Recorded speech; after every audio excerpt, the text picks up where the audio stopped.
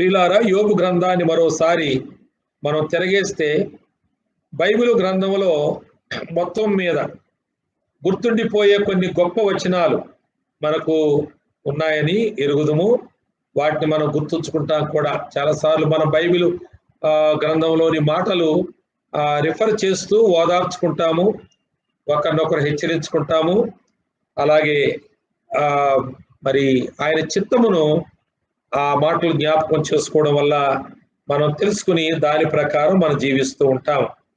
ఆ వచనాల్లో, అలాంటి బాగా గొప్ప వచనాల్లో మరి ఒక ఎంతో ప్రత్యేకమైన వచనంగా బైబిల్లో నిలిచిపోయిన వచనము మనం చదివిన భాగంలో ఉంది. అది 1:21 మనం చూస్తాము.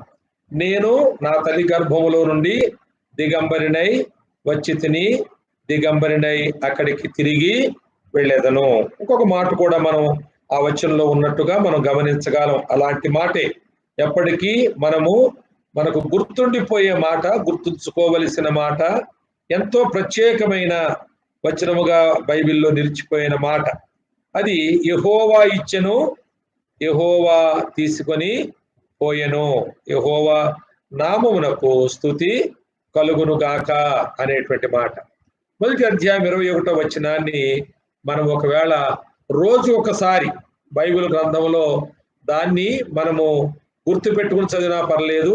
21వ వచనాన్ని ఈ 2 మాటలను వ్రాసుకుని ఒక గోడ మీద పెట్టుకుని, నువ్వు తరచుగా చూడగలిగిన ఒక స్థలములో పెట్టుకుని నీవు దానిని మాటి మాటికి పలికితే చాలా మంచిది. ఈ మాట మీకు చెబుతున్న నేను గోడ మీద పెట్టుకోలేదు, కానీ ఈ మాట మరి ఒక ప్రేరేపణతో అంటున్నాను కనుక నేను గోడ మీద ఈ వచనాన్ని పెట్టుకోవాలని తీర్మానం చేసుకున్నాను. దీనికి పెయింటింగ్లు, దీనికి ఏదో డెకరేషన్లు ఇవి చేయించి పెట్టుకుందాము అని మీరు అనుకుంటే మీకు వారం పట్టొచ్చు, నెల పట్టొచ్చు, కరోనా కాలం అయిపోయాక మీరు మర్చిపోవచ్చు కూడా. కనుక ఈ రోజే దాన్ని పెద్ద పెద్ద అక్షరాలతో, మీరు ఇంట్లో ఎందరున్నారో అన్ని రాసుకోండి, పెద్ద పెద్ద అక్షరాలతో రాసుకుని ఎవరికి అనుకూలమైన స్థలంలో వారు గోడ మీద పెట్టుకోండి. అప్పుడు ఆ మాట అది ఒక గొప్ప మాటగా ఉంటుంది. మనం ప్రతి కష్ట నష్టాల్లో కూడా ఈ మాట అనుకోగలిగితే మన బ్రతుకులో ఎంతో నెమ్మది కలిగి జీవిస్తాం. అది నేను మీకు చెప్పవలసిన మాట. ఈ మాట మనం ఎల్లప్పుడూ చూస్తూ ఉంటే మనకి ఏ కష్టం వచ్చినా, ఏ నష్టం వచ్చినా ఆ మాట మనం పలకగలిగితే మన బ్రతుకు అంతా ఎంతో నెమ్మదిగా సాగిపోతుంది. నెమ్మది కలిగి మనం ఉంటాము. ఇక మనకు ఏ వైపున ఇంకే ప్రశ్నలు మనకు రావు. ఏ ప్రశ్నలు ఎవరేసినా అదే మాట మనం మరల వారికి కూడా మనం చెప్పొచ్చు. వారు మనలను ఒకవేళ పిచ్చోళ్ళు అనొచ్చు, ఇది మనం ఒక మతమత్తులు అంటున్నామని వాళ్ళు అనుకోవచ్చు, లేక మనము వారికి అనుకూలంగా మనం స్పందించలేదు, ఏకీభవించలేదు కనుక వారు మనలను మీద విసుక్కోవచ్చు. ఏది ఏమైనా ఇది బైబిల్లో ఉన్న మనము గుర్తుంచుకోవలసినటువంటి, అనగా ఎప్పటికి గుర్తుండిపోయేటువంటి, అన్ని విషయాలు గుర్తుంచుకోవాలి, కానీ గుర్తుండిపోయేటువంటి ఒక మాటగా ఈ మొదటి అధ్యాయం 21వ వచనాన్ని మనం తప్పకుండా ఉంచుకోవాలి. ఈ మాటలు మరి మనం అనుకోవడానికి అభ్యంతరం ఏంటి చెప్పండి? మనం మాత్రం దిగంబరులుగా పుట్టలేదా? దొరల్లా పుట్టామా, దొరసానుల్లా పుట్టామా? ఈరోజు దొరల్లాగా, దొరసానుల్లాగా ఉండాలని మనం కోట్లు, షూట్లు, పట్టు చీరలు, ఇంట్లో 100 చీరలున్నా ఇంకో చీర కనపడితే దాని మీద పడి అప్పో సప్పో చేసి భర్త గుండెపోటు వచ్చినా కొనే వరకు కూడా ఊరుకోరు. అందుకే ఎవరో అన్నారు, బీపీ అంటే భార్య పోరంట. కనుక అలాంటి పోర్లు పెట్టి వెండి బంగారాలు వస్త్రాలు సంపాదించుకుని దొరసానుల్లాగా ఊరేగాలని, లేక ఏదో కోటో షూటో బూటో వేసుకుని బాగా తయారై రోడ్డు మీదకు పోయి దొరల్లాగా ఉండాలని అనుకునే వాళ్ళందరూ నోట్ చేసుకోండి, దిగంబరులుగా పుట్టిన వాళ్ళే. ఏమి లేదు, బరబాతలు పుట్టారు. ఇక ఇందులో అనుమానం ఏమి లేదు. ఆ మాట అనుకోవడానికి సిగ్గెందుకు, ఆలస్యం ఎందుకు, అనుమానం ఎందుకు? అది ఎంతమంది ముందైనా నువ్వు అనొచ్చు. అదేం మాట అంటే నువ్వెలా పుట్టావని వాళ్ళు నువ్వు అడగొచ్చు. అలాంటప్పుడు వాళ్ళు కూడా ఒక సువార్త మాట నేర్చుకుంటారు నీ ద్వారా. మరి వారు నిజస్థితిని తెలుసుకుని మారు మనసు పొందడానికి అవకాశం కూడా రావచ్చు. తర్వాత ఇక్కడ ఒక ప్రాముఖ్యమైన మాట ఏంటంటే యోబు ఈ మాట చెప్పడం వలన అన్నీ పోగొట్టుకున్నాడు గాని దేవుణ్ణి మాత్రం మిగుల్చుకున్నాడు. ఈ మాట చెప్పడం వల్ల యోబు అన్నీ పోగొట్టుకున్నాడు కానీ దేవుణ్ణి మిగుల్చుకున్నాడు. ప్రియులారా, నీవైనా నేనైనా ఈ లోకములో ఏది పోగొట్టుకున్నా దరిద్రులం గాము. నీవైనా నేనైనా అనగా ప్రభుని ఎరిగిన వాళ్ళే. మిగిలిన వాళ్ళకి ఈ మాటలు నేను చెప్పలేను. వారు వినకపోవచ్చు, హేళన చేయొచ్చు, అంగీకరించకపోవచ్చు, రీజనింగ్స్ చేయొచ్చు. కానీ ప్రభువుని అంగీకరించిన నీవు నేను ఈ లోకంలో ఏది పోగొట్టుకున్నా దరిద్రులం కాదు, కానీ దేవుణ్ణి పోగొట్టుకుంటే మాత్రం కడు దరిద్రులమైపోతాం. అది మనం చాలా జాగ్రత్తగా ఆలోచన చేయాలి. అందుకే మరి యోబు తన భార్య వచ్చి దేవుణ్ణి వదులుకో అంటుంటే, అబ్బో అంత తప్ప, మనం అసలే చేయకూడదు తప్పది. ఆ భార్య వచ్చి ఆ 2వ అధ్యాయంలో 10వ వచనంలో నువ్వు దేవుణ్ణి వదులుకో అంటే, లేదు లేదు ఆ తప్పు నేను చేయను. ఏమి లాభమయ్యా, నువ్వు దేవుణ్ణి వదులుకోపోతే నీకు ఏమి లాభం? 10 మంది పిల్లలు చచ్చారు, పంటలన్నీ పోయినాయి, పశువులన్నీ పోయినాయి, తర్వాత నీకున్న ఆరోగ్యం కూడా పాడైపోయింది. ఇంకా దేవుడు నీకు ఏం చేసినట్టు? వదులుకో అంటే ఆయన అంటాడు, నువ్వు చెప్పిన అన్నీ పోయినాయి నిజమే, కానీ దేవుడు మాత్రం నాతోనే ఉన్నాడు. అందుకే ఇందాక ఒక మాట నేను చెప్పాను, the man with God is always in majority. చూసారు ఎంత ధీమా ఉందో ఆయనకి, దేవునితో తానున్నట్లుగా. దేవా, నా యొక్క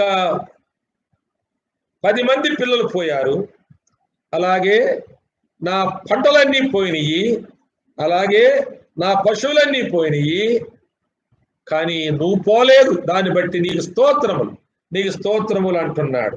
ఇక్కడ ఒక లాజిక్ చెప్తాను వినండి. 21వ వచనంలో యెహోవా ఇచ్చెను, యెహోవా తీసుకొని పోయెను. దాని ముందు నేను దిగంబరినై వచ్చాను, నేను దిగంబరిగానే వెళతాను అన్నాడు. ఆయన ఎక్కడికి వెళతాడు? దేవుని దగ్గరికి వెళతాడు. ఇప్పుడు ఆస్తంతా ఎవరు పట్టుకుపోయారు అంటున్నాడు? దేవుడు పట్టుకుపోయాడు అంటున్నాడు. ఈయన ఎక్కడికి వెళ్తున్నాడు? దేవుని దగ్గరికి వెళ్తున్నాడు. ఆస్తి ఉన్నట్ట పోయినట్ట? ఆ తెలివిగా బతకాలి విశ్వాసులైనటువంటి వారు. ఎవరో అమెరికాలో ఉద్యోగం చేస్తుంటారు, లేక దుబాయ్ మస్కట్ పోతుంటారు. వాళ్ళ ప్రతి నెల జీతం అందుకుని అక్కడ బ్యాంకు లేరు, ఇక్కడ బ్యాంకు పంపిస్తారు. ఎందుకంటే నా దేశం అది, అది నా ఊరు, నా భార్య పిల్లలు అక్కడే ఉన్నారు, ఏదో రోజు నేను వెళ్ళాలి అక్కడికి. కాబట్టి వాళ్ళ అకౌంట్స్ అన్ని ఇక్కడే ఉంటాయి. కనుక విశ్వాసులమైన మనము మన అకౌంట్ను పరలోకంలో మెయింటైన్ చేయాలి, ఇక్కడ బ్యాంకుల్లో మెయింటైన్ చేయడం కాదు. అవి వదిలేసిపోతాం, జాగ్రత్త. పరలోకంలో మెయింటైన్ చేస్తే పరలోకం వెళతామని నమ్మితే పరలోకం వెళతాం నమ్మితే అక్కడ నువ్వు వెళ్ళాలి. ఈ మధ్యన ఒక ఆయనకి నేను డబ్బులు ఇవ్వాలి. ఆయన నన్ను అడగలేదు, కానీ నేనే అంటున్నాను, బ్రదర్ మీకు డబ్బులు ఇవ్వాలి, మరి నేను ఆ డబ్బులు ఇక్కడ ఇవ్వలేకపోయినా పరలోకం ఇచ్చేస్తాను అన్నాను. అయితే మరి ఆయన ఇప్పుడు వాటి కొరకన్నా పరలోకం రావాలి తప్పకుండా. కనుక మన ఆస్తి పరలోకములో, నా ఆస్తి దేవుడు ఇచ్చాడు, దేవుడు తీసుకున్నాడు అన్నాడు. కనుక నేను దేవుని దగ్గరికి పోతాను, నా ఆస్తి నాకే ఉంటుంది. అది ఎక్కడ పోద్ది? ఇప్పుడు దేవుణ్ణి పోగొట్టుకుంటే ఆస్తి పోద్ది, దేవుడు పోతాడు ఇప్పుడు. కనుక ఆ పిచ్చి పని, ఆ వెర్రి పని నేను చేయను అని ఎవరితో చెప్పాడు? భార్యతో చెప్పాడు. ఆయన అంటున్నాడు, ఇంత బైబిల్ చదివి ఇంతకాలం దేవుని దయను పొంది దేవుని యొక్క ప్రేమను చూచి ఆయన చేసిన మేలులను అనుభవించి ఈ రోజున ఏంటి పిచ్చి మాట మాట్లాడుతున్నావు? మూర్ఖురాలి వలె మాట్లాడుతున్నావు. నువ్వు బిఏ చదువుకున్నావు, చదువు సంజలేనులా మాడతావేంటి? నువ్వు బాగా చదువుకున్న విశ్వాసివి. ఏంటి ఏం చదువుకున్నోళ్ళు, బైబిల్ చదువుకున్నోళ్ళు, చర్చికి వచ్చి ఏమి అర్థం చేసుకోలేనటువంటి పామరులు లాంటి ఆ మూర్ఖత్వం ఉన్నటువంటి వారు ఏదైనా అలాంటి మాట మాట్లాడితే తొందరపడి నీవు నేను సర్దుబాటు చేయాలి. అలా కాదమ్మా, నువ్వు తెలియక మాట్లాడుతున్నావు, నీ ఆస్తి ఎక్కడికి పోలేదు, దేవుడే తీసుకున్నాడు, నువ్వెక్కడికి పోవు, దేవుడి దగ్గరికే పోతావు, అప్పుడు నీకు ఆస్తి ఉంటుంది, దేవుడు ఉంటాడు. కాబట్టి నువ్వెందుకు విచారిస్తావు అని ఎవరైనా చదువు సంధ్య లేని వారు, అనగా బైబిల్ సరిగా చదవలేని వారు, లేక చర్చిలో కూర్చుని చెప్పిన వాక్యాలు సరిగ్గా గ్రహించలేనటువంటి ఆ పామరులకు అలాంటి పరిస్థితుల్లో నీవు వెళ్ళి వారికి పాఠం చెప్పాలి, ఓదార్చాలి. కానీ నువ్వేలా మాట్లాడితే ఎలాగా అని యోబు చాలా మృదువుగా తన భార్యను ఆయన హెచ్చరిస్తూ ఉన్నాడు.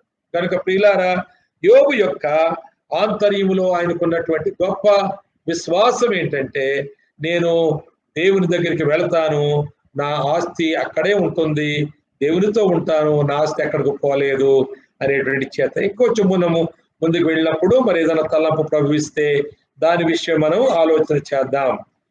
కనుక మనం మాత్రము ఈ విషయాన్ని జ్ఞాపకం పెట్టుకోవాలి. ఏది పోగొట్టుకున్నా దరిద్రులు కావు, కానీ మనము దేవుణ్ణి పోగొట్టుకుంటే మాత్రము కడు దరిద్రులమైపోతాము అని చెప్పడాన్ని చాలా విచారిస్తున్నాను. కనుక పౌలు వలె యెహోవా ఇచ్చెను చెప్పు, దిగంబరిగా వచ్చిన నీకు నువ్వు విశ్వాసమైతే ఈ రోజు నీకేమైనా ఉంటే అది ఎవరిచ్చినట్టుగా నువ్వు లెక్క పెట్టాలి అని యోబు చెబుతున్నాడు. అంటే యెహోవాయే ఇచ్చెను, ఇది దేవుడు తన కృప ద్వారా నాకు ఇచ్చినది. నేను అడుగుతాను నిన్ను, ఓ విశ్వాసైన సహోదరుడా, ఓ విశ్వాసైన సహోదరి, నిన్ను అడుగుతాను, దేవుడు నీకు చెప్పులు ఇవ్వచ్చు కానీ 3-4 జతలు చెప్పిస్తాడా? చెప్పులే లేని వాళ్ళు చాలా మంది ఉంటే నీకే 3-4 జతలు ఇస్తాడా? అవన్నీ నువ్వు సంపాదించుకున్నావు, అయిపోతే ఏడుస్తా ఉంటావు. దేవుడే ఇచ్చింది నువ్వు కలిగి ఉంటే నీకు దాని మీద నీకు సంపూర్ణమైన తృప్తి ఉంటుంది. దేవుడు నీకు చీరలు ఇస్తాడేమో, కానీ నీకు 50 చీరలు ఇస్తాడా దేవుడు? అలాగిస్తే ఆయన అన్యాయస్తుడే. అసలే 2-3 చీరలు లేని విశ్వాసం ఉండగా నీకు 50 ఇచ్చాడు దేవుడు, దేవునికి స్తోత్రం. బీరువా తెరిచి దేవానికి స్తోత్రం, పైనుంచి కిందకన్నీ దొంతర్లన్నీ చీరలన్నీ నాకు ఇచ్చావు అని నువ్వు చెబితే ఆ దేవుడు నువ్వు ఎవరికి స్తోత్రం చెప్తున్నావో ఆ దేవుడు అన్యాయస్తుడు. ఎందుకంటే ఆదివారం నాడు చర్చికి వస్తుండగా నేను కొంతమందిని చూస్తున్నాను, వారు పాపం కట్టుకొచ్చిన చీరే కట్టుకొస్తారు, లేక 2-3 చీరలే మరి సంవత్సరం అంతా మార్చుకుంటూ వస్తారు. అలాంటి పిల్లల తల్లులు పేదలు ఉన్నవారు ఉంటుండగా దేవుడు వాళ్ళకంటే నీకు ఎక్కువ చీరలు ఇవ్వడానికి ఆయన పక్షపాతినా? కానే కాదు. కనుక ఇలాంటి ఆలోచనలతో మనం సమృద్ధిని అనుభవించడం అది ఆధ్యాత్మిక ఆక్షేపణ, అది ఆధ్యాత్మిక ఆక్షేపణ. కాబట్టి మరి పురుషులు కూడా చాలా జాగ్రత్తగా ఉండాలి. ఒకరిని మించి ఒకరు ఉండాలని వారు పెట్టుకునే ఉంగరాలు, లేక వారు కొనుక్కునే వాచ్లు, మరి మన సంఘంలో ఎవరికి లేనటువంటి డ్రెస్సులు, ఇంకేవేవో రకరకాలైనటువంటి వస్తువాహనాలు, ఇంటికి వస్తే ఇంట్లో ఆ ఫర్నిచరు ఇలా ఉండాలని ఆశిస్తే అది దేవుడు ఇచ్చాడని నువ్వంటే ఆ దేవుడు పక్షపాత అవుతాడు. పక్షపాత అయిన దేవుడు మరి మన దేవుడు కాదు, ఆయన పక్షపాతి కాడు, ఆయన అందరినీ ప్రేమించువాడు. కనుక కలిగి ఉంటే కలిగి ఉండు, కానీ అవి దేవుడిచ్చాడనే మాట మాత్రం అనుకుంటూ ఉండడం అది దేవునికి మహిమ మాత్రం కాదు. ఒకవేళ దేవుడు నీకు ఇచ్చాడని నువ్వు అనుకుంటే అవి లేనప్పుడు వాటి గురించి నువ్వు బాధపడకూడదు. తరువాత దేవుడిచ్చాడు నువ్వు అనుకుంటే ఆ ఊరికే మార్చేయకూడదు, వాటితో నువ్వు తృప్తి చెందాలి. కనుక ఇది మార్చి అది, అది మార్చి ఇది, ఇంకేదో లోకం మారిపోతుంటుండగా నువ్వు కూడా పోతూ ఉంటే అది దేవుడిచ్చాడని చెప్తే ఆ దేవుణ్ణి నీవు పక్షపాతిగానో అన్యాయస్తునిగానో నీవు రుజువు చేస్తున్నావు. ఆ విధంగా నీవు ఇతరులకు నువ్వు ఆయన్ని ప్రజెంట్ చేస్తూ ఉన్నావు, అది తప్పు విషయం. కనుక దేవుడిచ్చాడు అనేది న్యాయపరముగా దేవుడిచ్చాడు లేదో మరోసారి నువ్వు పరీక్షించుకో. అలాగే దేవుడిచ్చాడు అనేటువంటిది మరి నీ ఇంట్లో లేకపోతే దాని దేవుడు ఇచ్చింది కాదు అని నువ్వు గ్రహించడానికి అది నీ ఇంట్లోకి ఎలాగొచ్చిందో అది నువ్వు ఆలోచించు, అర్థమైపోతుంది, నీకు అర్థమవుతుంది. దేవుడు నీ ప్రతి అవసరం తీరుస్తాడు, కానీ నీ ప్రతి కోరికను తీర్చేవాడు కాదని దైవజనులు చెబుతూ ఉంటారు. కనుక మన అవసరం తీరుస్తాడు, కానీ అత్యధికముగా నీకు ఇచ్చేసి నిన్నేదో గొప్ప సంతోషపరిచేసి, గత వారంలో యోబు గురించి మనం ధ్యానం చేసినప్పుడు దేవుడు లంచం ఇచ్చి ఆరాధన తీసుకుంటున్నట్లు సాతానుడు ఛాలెంజ్ చేస్తున్నాడు. దేవుడు నీ ఆరాధన కొనుక్కుంటున్నట్లుగా ఛాలెంజ్ చేస్తా ఉన్నాడు సాతానుడు. కానీ దేవుడు అది కాదు, యోబు విషయంలో అది కాదు. అతడు నా సేవకుడు, అతడు నా యందు భయభక్తులు గలవాడు, అతడు న్యాయవంతుడు కూడా అని ఆయన చెప్పాడు. అది యోగు విషయంలో రుజువైంది. మరి మన జీవితాల్లో అది రుజువు అవుతుందో లేదో మనం తప్పకుండా చూడవలసిన అవసరం ఉంది. సరే, యెహోవా ఇచ్చెను. రెండవ మాట, యెహోవా తీసుకొనెను అన్నాడు. యెహోవా తీసుకొనెను. ఆ గ్రహింపు కూడా నీకుంటే నీ బ్రతుకు నెమ్మదిగా సాగిపోద్ది. ఒకవేళ నీకు ఏదైనా దేవుడు ఇచ్చాడు అని అనుకుంటే అది పోయినా నువ్వేం బాధపడవు. కానీ నువ్వు ప్రయాసపడి ఎంతో ధనం వెచ్చించి నువ్వు దాన్ని కావాలని ఆశించి నీ హృదయాన్ని తృప్తిపరచుకోవడానికి, నీ అవసరం తీర్చుకోవడానికి కాదు, నీ హృదయాన్ని తృప్తిపరచుకోవడానికి నీవు అలాంటి కొన్నిసార్లు కొంటుంటావు, తెచ్చుకుంటుంటావు, ఇంట్లో పెట్టుకుంటుంటావు, నీ ఇంటి ఘనతను చూపించడానికి. నా ఇల్లు ఇంత పెద్దది, ఇంత పెద్ద ఇల్లు, కొన్నిసార్లు అద్దెకి తీసుకున్నా కానీ పెద్ద పెద్ద ఇల్లు తీసుకుని ఆ ఇల్లుకు సరిపడా ఫర్నిచర్ కొనడానికి అప్పులు కూడా చేస్తారు. అసలే అద్దెంట్లో ఉంటున్నారు, సొంత ఇల్లు లేక. ఆ ఇంట్లో కూడా వారి ఘనతను చాటుకోవాలని వారు ప్రయత్నాలు చేస్తుంటారు. అవన్నీ దేవుడు ఇచ్చాడని నువ్వు అనుకోవద్దు. కనుక దేవుడు ఇచ్చినవి అవి నీకు ప్రత్యేకమైన ఆశీర్వాదకరంగా, నీ అవసరం తీర్చేవిగా, నీకు తృప్తికరంగా ఉంటాయి. అది దోషరహితంగా ఉంటది. మిగిలినంత నీ ప్రయాసతో నీ ధనం వెచ్చించడం ద్వారా నువ్వు వాటిని ఆశ తీర్చుకోవడానికి నువ్వు వాటిని కొనుక్కుంటూ ఉంటావు. కనుక ఆయన నీ అవసరాలు తీర్చు దేవుడు తండ్రి నీకున్నాడు. కానీ నీ ఆశలు తీర్చే దేవుడు కాదు ఆయన. ఆయన పేరు చెప్పుకోవద్దు. నీ ఆశలు తీర్చుకుని దేవుడు ఇచ్చాడని నీవు చెప్పుకోవద్దు. కొందరు పెళ్లిళ్ళు చేసుకుంటప్పుడు అబ్బాయిలు వెతుకుతా ఉంటారు, వారు ఆశ తీరా. లేక అమ్మాయిలు వెతుకుతారు, వారు ఆశ తీరా. చివరికి దేవుడు ఇచ్చాడని చెబుతారు. అది పెద్ద అబద్ధం. దేవుడు అంటాడు, నీవు ఎన్ని వేషాలు వేసి ఆ పెళ్లి చేసుకున్నావు, ఎంతమందిని కాదనుకుని ఈమెని చేసుకున్నావు, ఆమెకు ఆ చదువేంటో చూశావు, ఆమె ఎత్తేంటో చూశావు, ఆమె అందమేంటో చూశావు, వారి ఆస్తిపాస్తులేని చూశావు. కొంతమంది మరి దౌర్భాగ్యమైన, భ్రష్టమైన, ధనాపేక్ష కలిగినటువంటి క్రైస్తవులు కట్నాలు కూడా తీసుకుంటారు. కనుక కట్నాలు కూడా నువ్వు ఆశించావు, నీ కులాన్ని ఆశించావు. అనగా దేవుని నమ్మాక కూడా మా పిల్లలు మా కులాలకే చేయలేని వాళ్ళు ఉంటారు. ఒక విశ్వాసి లేక ప్రభు పరిచర్లో చాలా చక్కగా సాగిపోతున్న ఒక ఆయన అన్నాడు, నా పిల్లలను ఒక్కొక్కరిని ఒక్కొక్క కులానికి చేస్తానన్నాడు. ఆయన రెడ్డి కుటుంబంలోంచి ప్రభువుని నమ్ముకున్నాడు. నా పిల్లలను ఒక్కొక్కరిని ఒక కులానికి చేస్తాను, మా కులానికి మాత్రం నేను చేయను అని అన్నాడు. కనుక ఒక ఛాలెంజ్ గా అలాగ బ్రతకడం లేదు. కులాలు వెతికి సంపాదించుకుని దేవుడు చూపించాడు అని చెప్పి దేవుణ్ణి మరి బద్నాం చేస్తా ఉన్నారు, దేవుని హృదయాన్ని గాయపరుస్తూ ఉన్నారు. కనుక యెహోవా ఇచ్చెను అనేది ఉందా, లేక నీవు ప్రయాసపడి నీ అభిరుచులకు అనుకూలంగా సంపాదించుకో, కానీ దేవుడి పేరు మాత్రం దానికి పెట్టకు, ఆ ట్యాగ్ తగిలించొద్దు దానికి. అది ఖచ్చితంగా నేర్చుకోవడం మంచిది. తర్వాత రెండో మాట ఏం చెప్పాడు, యెహోవా తీసుకొనెను, దేవుడు తీసుకొనెను అనగా ఆయన ఏం తప్పు చేయలేదు, ఇచ్చినోడే తీసుకున్నాడు కాబట్టి ఏమీ తప్పు చేయలేదు దేవుడు అని ఆయన చెబుతూ ఉండడం చాలా గొప్ప విషయం. చూడండి, ఆయన మరి పశువులు ఎత్తుకుపోయి పంటలను పాడు చేసి పనివారిని ఖడ్గం చేత చంపేసిన షబాయీయులు, మొదటి అధ్యాయంలో 14వ వచనంలో షబాయీయులు ఉన్నారు. కానీ యోబు వారి పేరు ఎత్తలేదు. అబ్బా, షబాయీయులు ఇలాంటి పని చేశారా, ఏమి ఎరగనట్టున్నారు, పక్కపక్కలే ఉన్నారు, కానీ అదును చూసుకుని నా ఇంటి మీద పడి ఇలా నష్టం చేస్తారా అని షబాయీయుల పేరెత్తలేదు. 2వ వచనం చూడండి, ఇంకో వచనం 17వ వచనంలో కల్దీయులు వచ్చారు, వారు 3 సమూహాలుగా వచ్చారు, వారు కూడా మరి పశువులు తీసుకెళ్లిపోయారు, ఖడ్గం చేత పనివారిని చంపేశారు, పంటలు పాడు చేసేశారు, కానీ వారి పేరు కూడా ఆయన ఎత్తలేదు. షబాయీయుల పేరెత్తలేదు, కల్దీయుల పేరెత్తలేదు. ఎత్తితే మాత్రం ఏమి లాభం, కనుక దేవుడు తీసుకున్నాడు అని ఆయన చెప్పి ఆయన నెమ్మది పొందాడు. దేవుడు తీసుకున్నాడు అని చెప్పి ఆయన దేవుణ్ణి మహిమపరిచాడు. దేవునికే స్తుతి కలుగును గాక, ఇచ్చిన దేవునికి స్తుతి కలుగును గాక.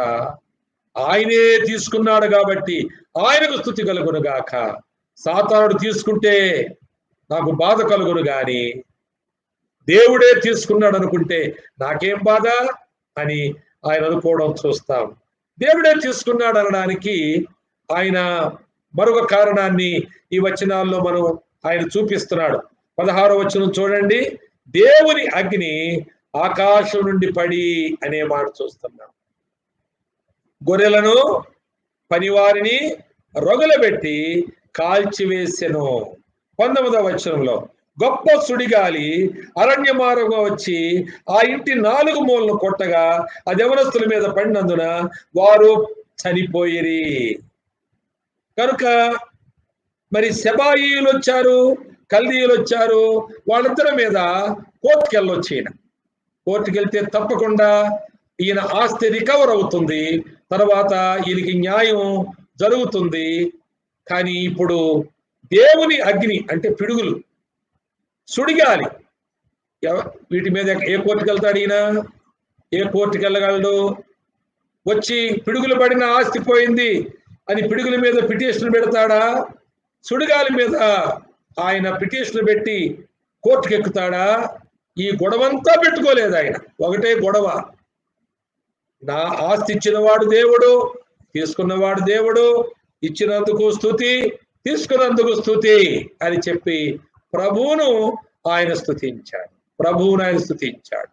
నేను దిగంబరిగా వచ్చాను, నేను దిగంబరిగా వెళతాను. ఈ మధ్య కాలములో వచ్చింది ఉన్నంత కాలం ఉంది, అది లేనప్పుడు ఉండదు. అదన్నా ఉండకుండా పోయింది, నా ముందు అది పోయింది.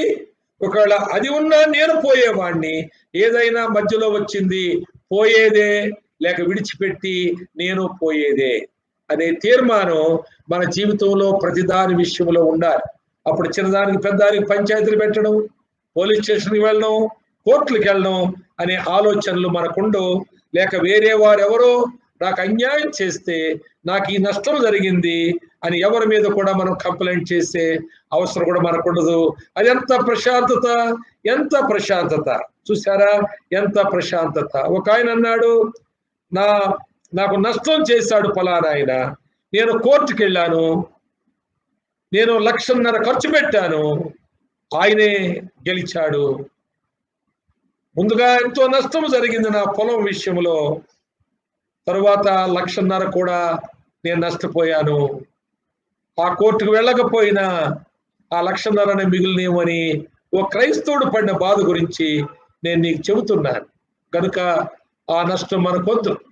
దేవుడు తీసుకున్నాడు, దేవుడు అనే మాట నీకు సంతోషం కలిగించే మాటగా నీకు మిగులుతుంది.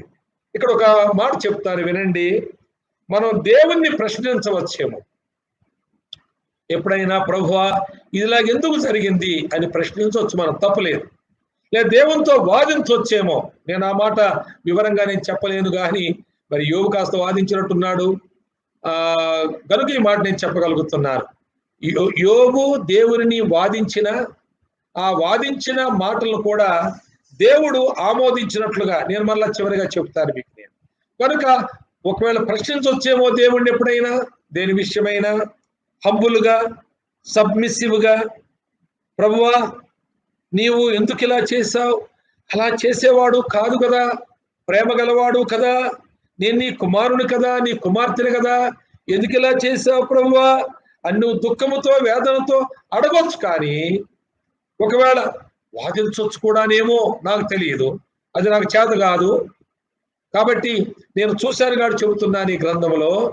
ఆయన ఒక మాట అన్నాడు యోబు, అది కూడా నేను మీకు చదివి వినిపిస్తాను చూడండి. ఆయన వాదాన్ని గురించి మాట్లాడుతూ 9వ అధ్యాయంలో ఇలా చెప్పాడు. 9వ అధ్యాయంలో చెప్పాడు 14వ వచనం, ఆయనకు ప్రత్యుత్తరం ఇచ్చుటకు నేను ఎంతటి వాడను, ఆయనతో వాదించుచు సరైన మాటలు పలుకుటకు నేను ఏ పాటి వాడను, నేను నిర్దోషినై ఉండి నన్ను ఆయనకు ప్రత్యుత్తరము చెప్పజాలను, గనుక న్యాయకర్త అని నేను ఆయన్నే బ్రతిమాలుకుంటున్నాను. అనగా వాదించగలను, ప్రశ్నించగలను, కానీ ఏమి లాభం, చివరికి ఆయనే గెలుస్తాడు. కనుక ఆ గొడవ నేను పెట్టుకోను, నువ్వే న్యాయకర్తవయ్యా, నీ ఇష్టమని వదిలేస్తానని ఆయన నిశ్చింతగా తీర్మానము చేసుకున్నాడు. కనుక మనం దేవుణ్ణి ప్రశ్నించవచ్చేమో, ఒకవేళ వాదించవచ్చేమో కానీ దేవుడు తప్పు చేశాడని తీర్పు మనం ఎప్పుడు కూడా చేయకూడదు. అంటే we should not charge God. దేవుణ్ణి తప్పు చేశాడు, ఏం చేసింది తప్పు, న్యాయం కాదు అని మనము ఎప్పుడు కూడా అనకూడదు. ఎందుకంటే ఒక భక్తుడు ఇలా చెప్పాడు, God neither does right things nor wrong things, but whatever he does is always right. God neither does right things nor wrong things, but whatever he does is always right, because there is no law above God. God himself is the law. God himself is the law. దేవుడు ఈ తప్పు చేస్తాడు, ఇది right చేశాడు, తప్పు చేశాడు అనేవి ఉండవు, అలాంటి ఏమి ఉండవు. ఆయన ఏది చేసినా రైటే. నీకు తప్పు అనిపించింది దేవుడు చేసినా అది రైటే. అది ఆ దైవజనుడు ఇచ్చిన స్టేట్మెంట్, చక్కని మాట. ఎందుకంటే ఆయనకు మించిన చట్టం ఏది లేదు, ఆయనే చట్టమై ఉన్నాడు. God himself is the law. There is no law above God. So God never does right thing or wrong thing. Whatever he does is right. That's all. ఎంత మంచి తీర్మానం చేశాడు ఆయన, ఎంత గొప్ప తీర్మానం చేశాడు ఆయన. దేవుడు ఏం చేశాడో అది రైటే చేశాడు. ఈ మాట తన భార్యతో చెప్పాడు. ఆయన కీడు చేసినట్లుగా కనబడుతున్న ఈ కీడు కూడా రైటే, పిచ్చిదానా, అది కూడా రైటే. నువ్వు మూర్ఖురాలా మాట్లాడకు, నువ్వు కీడు అంటున్నావే, నిజమే, నాకు కూడా అలా కనబడుతుంది, కానీ అందులో దైవికమైన రైట్ ఉంది. There is a divine right. దేవుని యొక్క సరి అయిన కార్యం అందులో ఉంది, ఆయన కార్యము అది. కాబట్టి మనం మౌనంగా ఉండాలి. కనుక ప్రియులారా, ఆస్తులు ఉన్నప్పుడు ఆయన భక్తి, అవి లేనప్పుడు ఆయన భక్తి ఒకేలా ఉండడానికి అదే కారణం. 10 మంది పిల్లలు ఉన్నప్పుడు అదే భక్తి, లేనప్పుడు కూడా అదే భక్తి కారణంగా చూస్తాం. అలాగే భార్య ఏడ్చి ఆమె బలహీనపడింది, దేవునిపై ఆయాసపడింది, కానీ యోబు చలించలేదు. అదే భక్తి, అదే స్తుతి ఆయనలో మనం చూస్తాం. అంతేకాదు ఆయన ఆరోగ్యం ఎంతో గొప్పది, మంచి ఆరోగ్యం. ఆయన ఆజానుబాహుడు. ఆయన వస్తుంటే ఒక టీవీగా వచ్చేవాడు. ఆయన వీధిలో నడుస్తుంటే, మీరు చదవండి తర్వాత, మీకు నేను గత వారం చూపించాను 29వ అధ్యాయంలో, ఆయన వీధిలో నడుస్తుంటే అందరూ లేచి నిలబడేవారు. వృద్ధాప్యంలో ఉన్నటువంటి వారు కూడా ఆయన కూర్చునేవారు కాదట. అలాంటి టీవీ కలిగినటువంటి వాడు ప్రభువును స్తుతిస్తూ వచ్చాడు, ఆరాధిస్తూ వచ్చాడు, భక్తి చేస్తూ వచ్చాడు.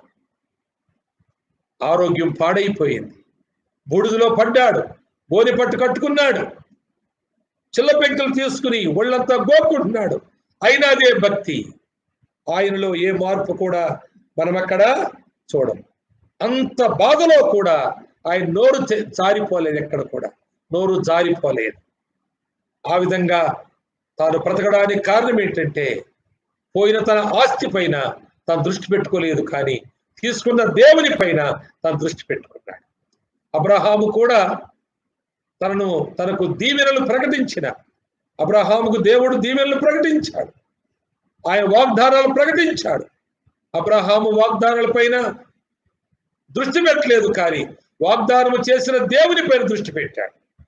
కనుక మనము 11వ అధ్యాయంలో హెబ్రీ పత్రికలో 13వ వచనం చూస్తాము. వాగ్దాన ఫలము అనుభవింపకపోయినప్పటికీ కూడా వాగ్దానము చేసిన దేవునికి దూరము నుండి వందనములు చేసి విశ్వాసము గలవాడై మృతి చెందాడు ఆయన. కనుక ప్రియులారా, నిజముగా మనము యోబులది చూస్తున్నాం. ఆరోగ్యవంతుడు ఉన్నప్పుడు ఆరాధించాడు, ఆరోగ్యం పూర్తిగా పాడైపోయి ఆ యొక్క బూడిదలో పడి పొర్లుతున్నా, భరించలేని నా బాధలు నిద్రపోవు అన్నాడు ఆయన.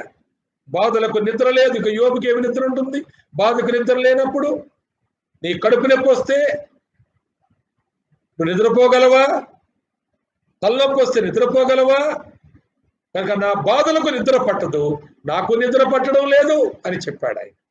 అలాంటి బాధలతో ఉన్నాడు, కానీ ఇప్పుడు నోరు జారిపోలేదు. తరువాత తన స్నేహితులు వచ్చారు. తన స్నేహితులుగా ఉన్నప్పుడు ఆయన భక్తి స్నేహితులు కూడా తెలుసు. ఆయన నీతి, ఆయన భయభక్తులు, ఆయన న్యాయము, ఆయన చెడుతనమును విసర్జించి అనుదినము ఆ వేకువన లేచి, సూర్యోదయములో లేచి, కాకముందే లేచి, పెందలకడే లేచి దేవుని ఎలాగూ దహనములు నర్పించి ఆరాధించే భక్తిపరుడో తెలుసు, బాగా తెలుసు. అప్పుడు దేవుణ్ణి ఆరాధించాడు. ఇప్పుడు స్నేహితులు వచ్చి ఆయన మీద విమర్శలు చేశారు, ఆయన మీద నిందలు వేశారు, నేరాలు మోపారు. అయినప్పటికీ కూడా ఆయన చాలా గొప్ప మాట అంటాడండి. ఆయన ఏమంటాడంటే, నేను నేర్చుకోవడం సిద్ధంగా ఉన్నాను. చూడండి మాట 6వ అధ్యాయంలో 24వ వచనములో, నాకు ఉపదేశము చేయండి, నేను మౌనుడై ఉండేదను. ఏ విషయమందు నేను తప్పిపోతునో అది నాకు తెలియచేయండి. ఎంత చక్కగా, ఎక్కడ తప్పిపోలేదు ఆయన. కానీ ఒకరు తప్పిపోయానేమో, మీరు నా స్నేహితులు, మీరు నీతిమంతులు, యథార్థవంతులు, భక్తిపరులు, మీరు నాకు చాలా సంగతులు మీ దగ్గర గతకాలం నేను నేర్చుకున్నాను.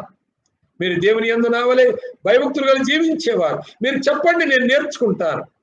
ఎక్కడ తప్పిపోయినేమో, తప్పిపోలేదు అనుకుంటూ, ఒకవేళ తప్పిపోయిన దాన్ని కూడా నేను తప్పిపోలేదు అనుకుంటున్నానేమో, మీరు చెప్పండి. 6వ అధ్యాయం 24వ వచనం. నీ జీవితంలో, నా జీవితంలో ఉంటే మనం ఎన్నో నేర్చుకోవచ్చు, ఎన్నో మార్చుకోవచ్చు. అలాగను మనము ఉండవలసిన అవసరం ఉంది. యోబు ఆ విధంగా మాట్లాడాడు.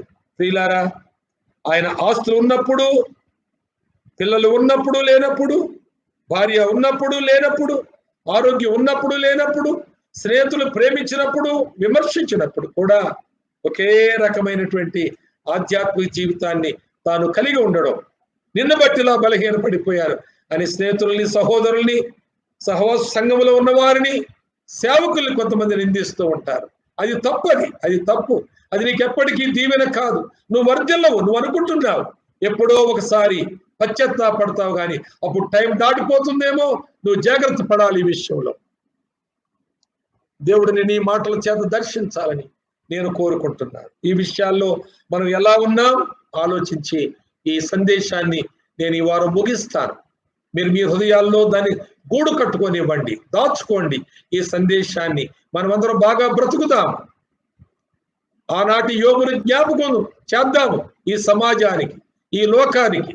జయరాజన్న గారు చనిపోయినప్పుడు ఒక మాట చెప్పాను నేను. ఆయన ఈ కాలపు యోగు అనేవారు. ఎలాగన్నారు? వట్టిగానే అన్నారా? ఆయన యోబు వంటి శ్రమానుభవాల గుండా వెళుతూ కూడా ఎప్పుడు దేవుణ్ణి ప్రశ్నించలేదు. ఎప్పుడు ఆయన భక్తి జీవితంలో మార్పు రాకుండా, దేవుని ప్రేమించట్లో, సువార్త చెప్పుడులో, సాక్ష్యమించడంలో ఎక్కడ ఆగిపోకుండా సాగిపోయిన గొప్ప దైవజనుడు. అందుకే ఈ కాలపు యోబు అని మనం చెప్పుకున్నాం. ఆయన భార్య, పిల్లలు వారింట్లో ఎలా ఉన్నారో ఎవరికి తెలియదు. వారెంతో ఇబ్బందులు ఉంటప్పుడు పిల్లలు ఎప్పుడు బయట పడలేదు, ఎవరికి చెప్పుకోలేదు. నెమ్మది కలిగిన పిల్లలు ఈనాటికి కూడా ఆయన పిల్లలు నెమ్మదిగా ఉంటారు. ఎవరితో ఎప్పుడు ఘర్షణ పడినట్టు చూడలేదు. వారి మాట కూడా చాలా మౌనంగా ఉంటుంది. తండ్రి వలె తూచి మాట్లాడడం చూస్తే ఆ తండ్రి నుంచి ఆ పిల్లలు పొందిన ఆధ్యాత్మిక ఆ అనుభూతి ఎంత గొప్పదో నేను అర్థం చేసుకున్నాను. ఎప్పుడు కూడా వారితో మీరు వెళ్ళి మాట్లాడండి. ఎంత చక్కగా మాట్లాడతారు, ఎంత క్రమంగా మాట్లాడతారు. అంటే ఒక ప్రక్క భోజనాలు లేవు వారికి, అయినా మౌనంగా ఉన్నారు. ఆరోగ్యాలు లేవు, మౌనంగా ఉన్నారు. ఎవరికి తెలియదు, బయటికి వెళ్ళలేదు, అల్లరి చేయలేదు, ఎవరి కంట్లో పడలేదు, ఎవరి నోట పడలేదు. క్రమబద్ధమైన జీవితం. ఓ తప్పు చేశారు ఆ పిల్లలని లేదు. ఈ విధంగా పిల్లలు అల్లరి చిల్లరగా తిరుగుతున్నారనే రిపోర్ట్ ఎప్పుడూ లేదు. 7 పిల్లల్లో ఒక్కళ్ళకు కూడా అలాంటి రిపోర్ట్ లేదు. అలాంటి చక్కని జీవితం వారు జీవిస్తూ ఉన్నారు ఇప్పటికి కూడా. అయినా వారింట్లో ఉన్న ఇబ్బందులు, ఆ శ్రమలు, ఆ యొక్క వ్యాధులు, ఆ మానసికమైన ఆ బలహీనతలు అన్నీ ఆయన భరిస్తూ ఆయన బయటికి సువార్త చెప్పి చెప్పి ఇంటికి వచ్చిన తర్వాత ఇంటి దగ్గర భోజనం లేదు, పిల్లలకు భోజనం లేదు, నాన్నేమైనా తెస్తానంటే తేలేదు. నీళ్లు తాగి ప్రార్థన చేసుకుని పండుకుందాం అంటే పిల్లలందరూ కూడా చాప వేసుకుని పండుకునేవారు. నేను ఎరుగుతున్న ప్రియులారా, నేను కళ్ళారా చూసిన సత్యాలు మీకు చెబుతూ ఉన్నాను. యోబుని బట్టిగానే పేరు వచ్చేస్తుందా నీకు? నీవు కూడా అలాంటి జీవితాన్ని కోరుకోవాలి. కనుక ఈ విషయాల్లో మనం ఎలా ఉంటున్నాం? ఆస్తులుంటే ఎలా ఉంటున్నాం, లేకపోతే ఎలా ఉంటున్నాం? ఈనాటి విశ్వాసుల నా అనుభవాల్లో ఉన్నారు, వారికి ఆస్తులుంటే కూడా దేవుని నిర్లక్ష్యం చేస్తున్నారు. ఓసారి ఒక ఆయన ఇలా చెప్పాడు, అది ఉదాహరణనో నిజముగా జరిగిందో గాని, బిఏజీ ప్రసాద్ గారిని, ఆయన చనిపోయారు. ఆయన ఈ మాట చెప్పారు. జాన్ అనే ఒక యవనస్తుడు దేవుని సంఘములో సండే స్కూల్ నుంచి మంచి విద్యార్థి, యవన కాలంలో యవనస్తుల మధ్యలో మంచి సాక్షి, అందరినీ ప్రోత్సహించేవాడు, బలపరిచేవాడు. ఆయన చక్కగా చదువుకున్నాడు, సంఘమందరికీ ఇష్టడు, సంఘ పరిచర్లో పాల్గొనేవాడు, సేవకులతో సేవలో సహకరించేవాడు. ఆయనకు అందరికీ ఇష్టమే. జాన్ జాన్ జాన్ అని అందరి నోట్లో ఆయన పేరు ఆడుతూ ఉండేది. అయితే ఆయన ప్రార్థన చేశారు సంఘం అంతా, ప్రభువా జాన్కి ఏదైనా మరి తను చదువుకున్నాడు, ఉద్యోగం లేదు, ఖాళీగా ఉన్నాడు, సహాయం చేయమన్నప్పుడు మరి ఒక బ్యాంకు ఆయనకి లేక ప్రభుత్వం వారు ఆయనకి ఒక రాయితీ మీద ఒక ఇండస్ట్రీ ఇచ్చారు. ఆయన అలాంటి ఇంజనీరింగ్ చేశాడు కనుక ఒక ఇండస్ట్రీ ఇచ్చారు. ఆ ఇండస్ట్రీలో చాలా డెవలప్ అవుతూ ఉన్నాడు, మంచి అభివృద్ధి ఉంది, సంఘానికి కూడా సహాయం చేస్తున్నాడు, వీకెండ్స్ లో చక్కగా ప్రార్థనలో ఉంటున్నాడు, సేవకులతో సహకరిస్తున్నాడు. రాను రాను ఆయన బైబిల్ స్టడీలోకి రావడం, యూత్ మీటింగ్ రావడం, మరి సండే స్కూల్ టీచర్గా ఉండడం, సేవకుని ఇంటికి వచ్చి కలుసుకుని వెళ్ళడం, ప్రార్థనలో గడపడం ఇవన్నీ చేస్తా ఉన్నాడు. ఇండస్ట్రీ రన్ అవుతూ ఉంది. దాన్ని బట్టి ఇంకో ఇండస్ట్రీ పెట్టాడంట. 2 ఇండస్ట్రీ పెట్టినప్పుడు ఆయన సండే స్కూల్ తీసుకోలేని పాస్టర్ గారు, నాకు కొంచెం కష్టం అవుతుంది, నేను ప్రిపేర్ అవ్వలేకపోతున్నాను, 2 ఇండస్ట్రీ స్టార్ట్ చేశాను అన్నాడంట. తర్వాత కొంతకాలం 3 ఇండస్ట్రీ స్టార్ట్ చేసి యూత్ మీటింగ్ తీసుకోలేకపోతున్నాడు. 4 ఇండస్ట్రీ స్టార్ట్ చేసి బైబిల్ స్టడీకి రాలేకపోతున్నాడు. 5 ఇండస్ట్రీ స్టార్ట్ చేసిన తర్వాత ఇక ఆదివారం చర్చికే లేటుగా వస్తున్నాడు. 6 ఇండస్ట్రీ స్టార్ట్ చేసిన తర్వాత ఆయన ఆఖరు ఆశీర్వాద ప్రార్థనకు వస్తున్నాడు. 7 ఇండస్ట్రీ స్టార్ట్ చేసిన తర్వాత మొత్తం ఆదివారం రావడమే మానేస్తాడు. కానీ పాస్టర్ గారు ఫోన్ చేస్తున్నాడు, రాలేకపోతున్నారు పాస్టర్ గారు, ప్రార్థన చేయండి, ఇండస్ట్రీస్ ఎక్కువైపోయి, వర్కర్స్ ఎక్కువైపోయారు, బాధ్యతలు ఎక్కువైపోయి, ఈ ప్రొడక్షను, అది డిస్ట్రిబ్యూషను, అది మార్కెటింగ్, అది చాలా భారం అయిపోయింది, ఒక్కడే చూసేవాళ్ళు ఎవరు నమ్మకమైన వాళ్ళు లేరు పాస్టర్ గారు అని ఫోన్ చేసేవాడు. ఒక రోజున పాస్టర్ గారు వెళుతుంటుండగా ఒక రోడ్లో జాన్ గారు అర్జెంట్గా వెళ్ళిపోతున్నాడంట. పాస్టర్ గారు జాన్ జాన్ అని పిలిచాడంట. ఆగాడు. అప్పుడు పాస్టర్ గారు బాగున్నారా, అర్జెంట్ పని వెళ్తున్నారు, చెప్పండి పాస్టర్ గారు, నేను తర్వాత మాట్లాడతాను ఫోన్లో అన్నాడట. కాదు బాబు, నువ్వు చర్చికి రాలేకపోతున్నావు, అదే నాకు బాధగా ఉందంటే, ప్రార్థన చేయండి పాస్టర్ గారు, తప్పకుండా వస్తాను, నేను ఎలాంటి వాడినో మీకు తెలుసు కదా అన్నట. సరే బాబు, ఇక్కడే ప్రార్థన చేద్దామని ఆయన ప్రార్థన చేస్తాడంట. ప్రభువా, జాను ఉద్యోగం లేనప్పుడు, ఇండస్ట్రీస్ లేనప్పుడు సంఘములో అందరి తల్లో నాలుగులాగుండేవాడు, ఎంతో ఉపయోగపడేవాడు. ఆ ఫస్ట్ ఇండస్ట్రీ వచ్చినప్పుడు దశం భాగం ఇచ్చేవాడు, ఫ్యాన్లు వేయించాడు చర్చిలో, చాపలు కొన్నాడు చర్చిలో, మరి ఎంతో చక్కగా ఆయన మళ్ళా నడుస్తున్నాడు. 2, 3, 4 అయినప్పుడు సండే స్కూల్ టీచర్ విడిచిపెట్టాడు, యూత్ లీడర్షిప్ విడిచిపెట్టాడు, బైబిల్ స్టడీస్ విడిచిపెట్టాడు, ఆదివారం పెద్దరాడు విడిచిపెట్టాడు. ఈ విధంగా అయిపోయాడు. ప్రభువా, మళ్ళీ ఈయన బాగుపడాలంటే 5 ఇండస్ట్రీస్ తగలబెట్టే ప్రభువా, ఈయన బాగుపడి నిన్ను సేవించాలంటే 5 ఇండస్ట్రీస్ తగలబెట్టారు, ప్రార్థన చేశానంట.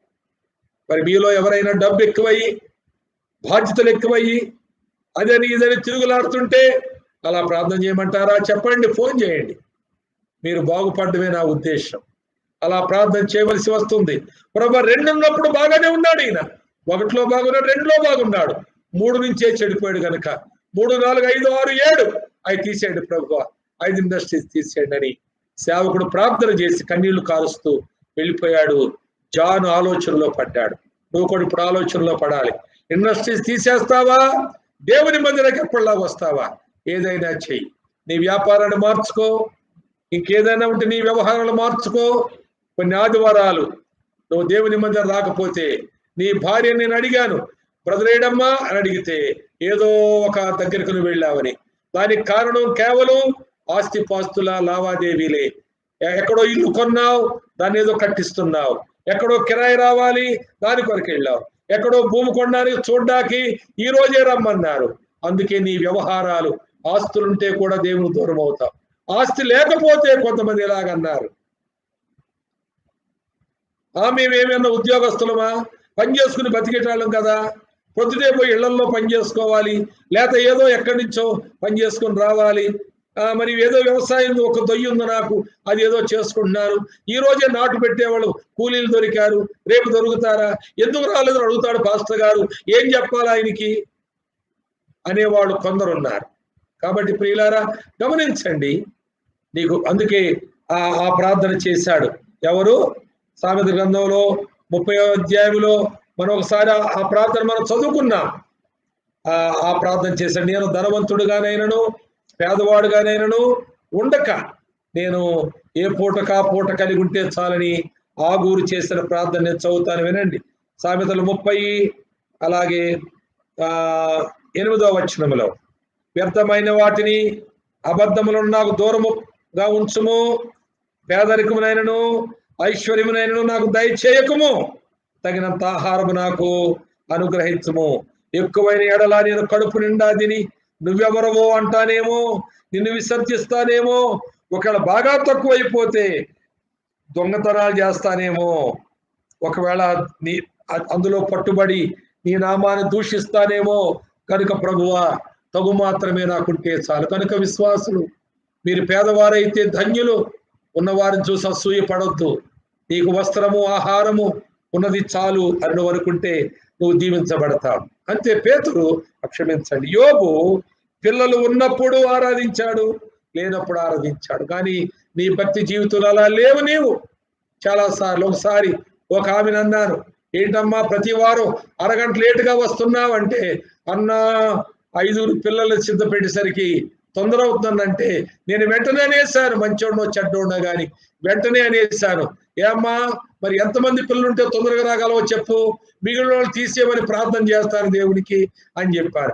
అప్పటి నుంచి అతి వేగంగా రావడం మొదలుపెట్టి, నీ పిల్లల మీద వంక పెట్టుకో.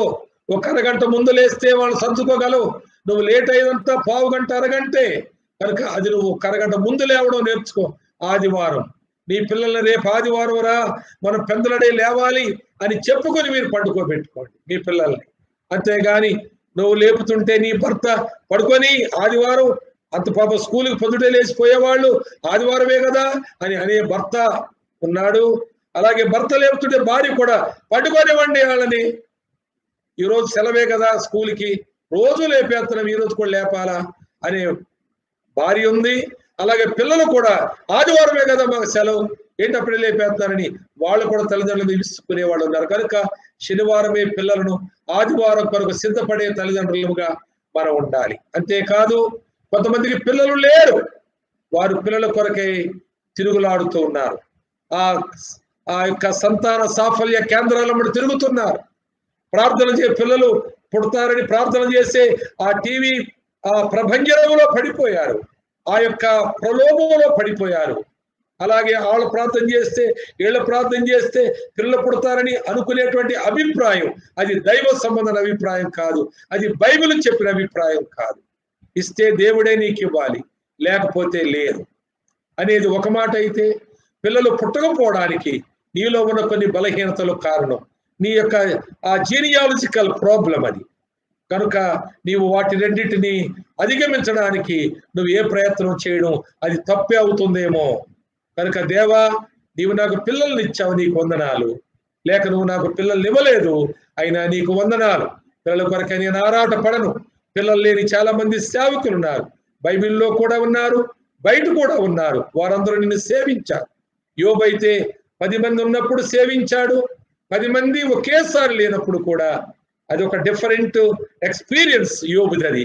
ఆయనని సేవించాడు. ప్రభువా నేను లేనివాడు కొరకు ఎడుతున్నానేంటి, ఉన్న 10 మందిని పోగొట్టుకుని కూడా నిన్ను ఆరాధించాడే, నేనేంటి ఇలాంటి పిచ్చి ఆలోచన చేస్తాను అని భార్య భర్తలు ఇద్దరు ఏకుమ్మడిగా మాట్లాడుకోవాలి. కనుక పిల్లల విషయం ఎలా ఆలోచన చేయొద్దు. అంతేకాదు నేను ఒక మంచి సహోదరుని ఎరుగుదును, భార్య భర్తలు కూడా పెద్ద ఉద్యోగస్తులు, వారు గొప్ప ఉద్యోగాలు చేస్తూ సంపన్నులుగానే ఉన్నారు, వారికి ఏమి కొదువు లేదు, ఒక్కడే కొడుకు.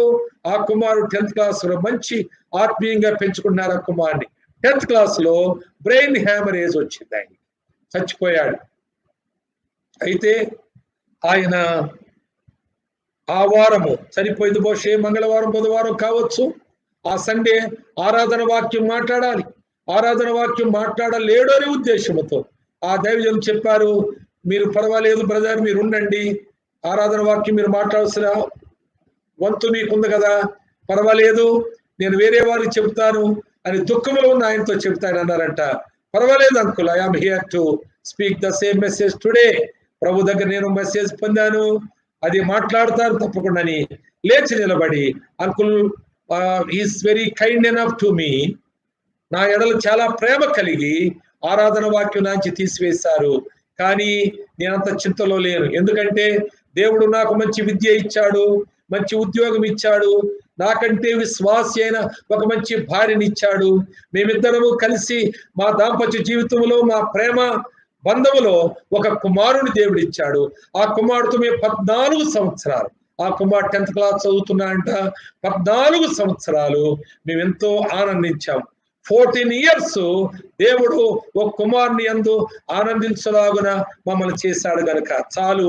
మొన్నటి దినాన మా కుమారుని దేవుడు తీసుకున్నాడు, ప్రభు దగ్గర మా కుమారుడు ఉన్నాడు కనుక దేవునికి స్తోత్రములు అంతే సింపుల్ గా చెప్పి ఆయన వాక్యం ఇచ్చేశాడు. కనుక ప్రియులారా, పిల్లలు 10 మంది పోయినటువంటి యోబును ఆయన తన హృదయంలో పెట్టుకోకపోతే ఆయన కుమారుడు కొరకు అంగలార్చవలసిందే. ఆ పాస్టర్ గారు చెప్పినట్టు సహజంగా ఎవరైనా ఏడుస్తారు కనుక వారికి ఈ మాట చెప్పవలసిందే. కానీ ప్రియ సోదరి సోదరుడా,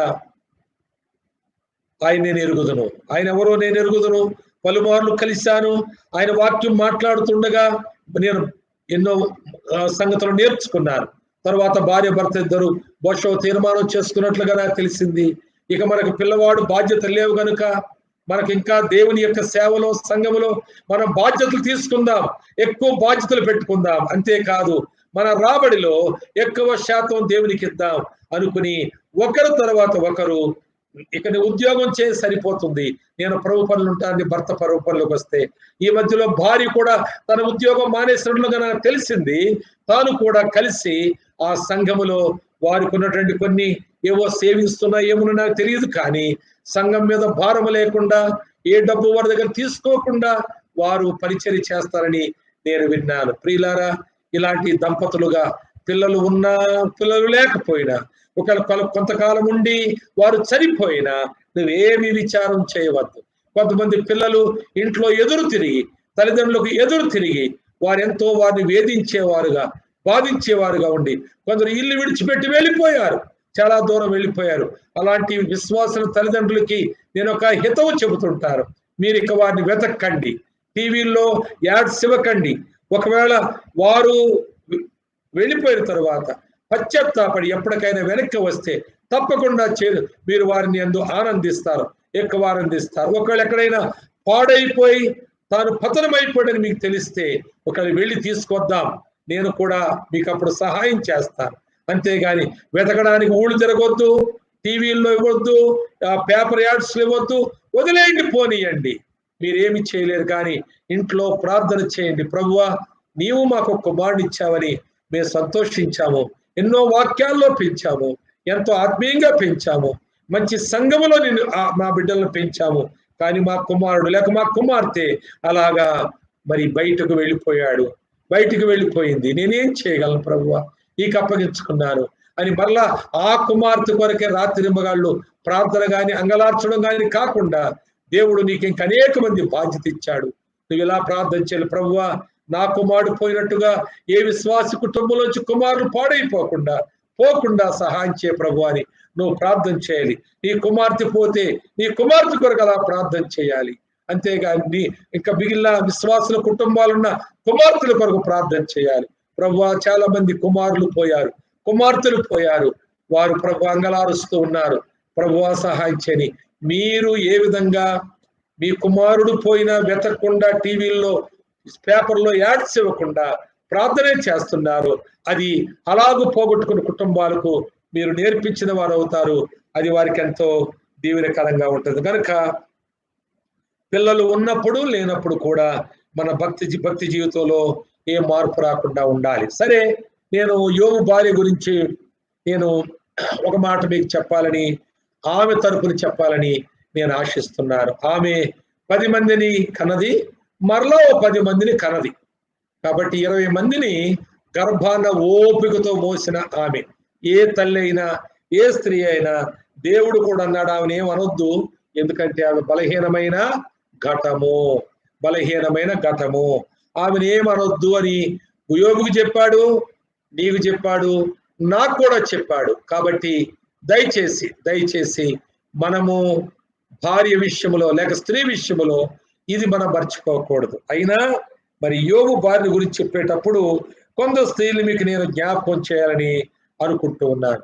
నీ భార్య సాధ్వి అయినా, అనగా గుణవతి అయినా, నీ భార్య శంకిని అయినా, అనగా గయ్యాళి అయినా, విచ్చలవిడిగా మాట్లాడే భార్య అయినా, నీవు ఆ భార్యను కలిగి ఉండాలి అంతవరకు.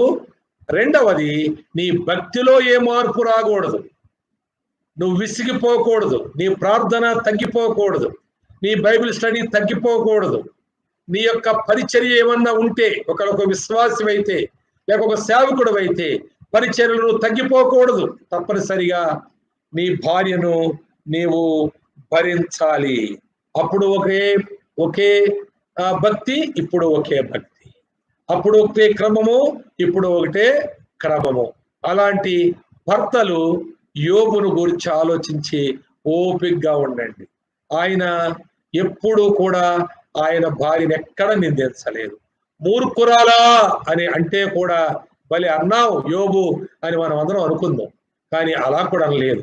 నువ్వు మంచిదానివే, ఓ నా భార్య, నువ్వు మంచిదానివే, కానీ ఎందుకో ఈ శ్రమల్లో, ఈ బాధల్లో కొంచెం విసిగిపోయావు, నువ్వు ఏడుస్తున్నావు, ఏడ్చే చలిసిపోయావు, నువ్వు చాలా రోజులు తినడం లేదు, నేను కూడా చూస్తున్నాను, నువ్వు తినడం లేదు, నువ్వు అలసిపోయావు. అయితే నువ్వు మాటలు మాత్రం వేరే వాళ్ళు మాట్లాడొద్దు సుమా. మనం ఎలాంటి వాళ్ళు, దేవుని చేత ఎన్ని మేలు పొందాము, రాసుకో, విను, చెబుతాను, జ్ఞాపకం చేసుకో, ఎందుకు అలా మాట్లాడతావు అని నెమ్మదిగా చెప్పి ఆయనకి తన బాధల్లో తాను మునిగిపోయాడు. కనీసం ఇప్పుకోకమనలేదు, రోజు వచ్చి కొంచెం నాకు ఏదైనా చెయ్యననలేదు.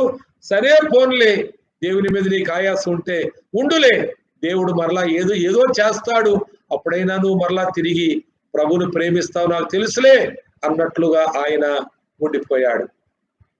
ప్రియులారా, భార్యను ఆ విధంగా మనం చూడవలసిందే.